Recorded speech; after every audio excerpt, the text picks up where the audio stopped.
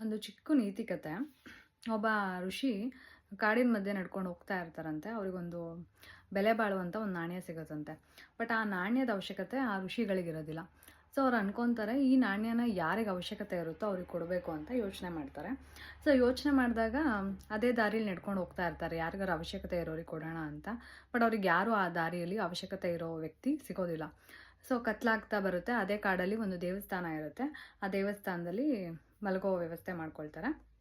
ಅದೇ ಸಮಯಕ್ಕೆ ಒಬ್ಬ ರಾಜ ಬೇರೆ ದೇಶಕ್ಕೆ ಆಕ್ರಮಣ ಮಾಡೋಕ್ಕೆ ಯುದ್ಧ ಮಾಡಬೇಕು ಅಂತ ಕುದುರೆ ಮೇಲೆ ಸವಾರಿ ಮಾಡ್ಕೊಂಡು ಹೋಗ್ತಾ ಇರ್ತಾನೆ. ಸೊ ಆ ರಾಜಂಗೆ ಈ ಋಷಿಗಳು ಕಾಣಿಸ್ತಾರೆ. ಈ ಋಷಿಗಳ ಹತ್ರ ಆಶೀರ್ವಾದ ಪಡ್ಕೊಂಡು ನಾನು ಯುದ್ಧ ಮಾಡಬೇಕು ಅಂತ ಡಿಸೈಡ್ ಮಾಡ್ಕೊಂಡು ಬರ್ತಾರೆ. ಏನು ಋಷಿಗಳ ಹತ್ರ ಬಂದಾಗ ರಾಜ ಏನು ಮಾಡ್ತಾನೆ, ಆಶೀರ್ವಾದ ಪಡೆಯೋಕೆ ಬಂದು ಹೇಳ್ತಾನೆ, ನಾನು ಈ ಥರ ಯುದ್ಧ ಮಾಡೋಕೆ ಬೇರೆ ರಾಜ್ಯಕ್ಕೆ ಹೋಗ್ತಾ ಇದ್ದೀನಿ ಅಂತ ಅಂದಾಗ ಅವರು ಆಶೀರ್ವಾದ ಮಾಡೋ ಬದಲು ಅವರಿಗೆ ಆ ನಾಣ್ಯವನ್ನು ಕೊಡ್ತಾರಂತೆ. ಸೊ ರಾಜಂಗೆ ಕನ್ಫ್ಯೂಷನ್ ಆಗುತ್ತೆ, ಈ ನಾಣ್ಯನ ತೊಗೊಂಡ್ಲೋ ಬೇಡೋ ಅಂತ.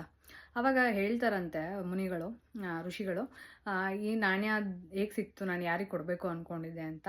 ಬಟ್ ಈ ರಾಜ್ಯದಲ್ಲಿ ಎಲ್ಲರೂ ಏನು ಸಮೃದ್ಧಿಯಾಗಿದ್ದಾರೆ, ಈ ನಾಣ್ಯನ ಯಾರಿಗೂ ಕೊಡಬೇಕು ಅಂತ ಅನ್ನಿಸ್ತಿಲ್ಲ. ಬಟ್ ನಿಮಗೆ ಕೊಡಬೇಕು ಅನ್ನಿಸ್ತಾ ಇದೆ ಅಂತ ರಾಜಂಗೆ ಹೇಳ್ತಾರಂತೆ ಆ ಋಷಿಗಳು.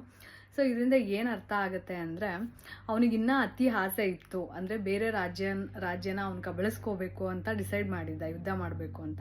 ಹಾಗಾಗಿ ಆ ನಾಣ್ಯನ ಅವರು ರಾಜಂಗೆ ಕೊಡಬೇಕು ಅಂತ ಡಿಸೈಡ್ ಮಾಡ್ತಾರೆ. ಇದರ ನೀತಿ ಇಷ್ಟೇ, ನಮ್ಗೆ ಎಷ್ಟು ಇದೆಯೋ ಅಷ್ಟರಲ್ಲೇ ನಾವು ತೃಪ್ತಿ ಪಡಬೇಕು ಅನ್ನೋದು ಈ ಒಂದು ಕಥೆಯ ಅರ್ಥ ಆಗಿತ್ತು.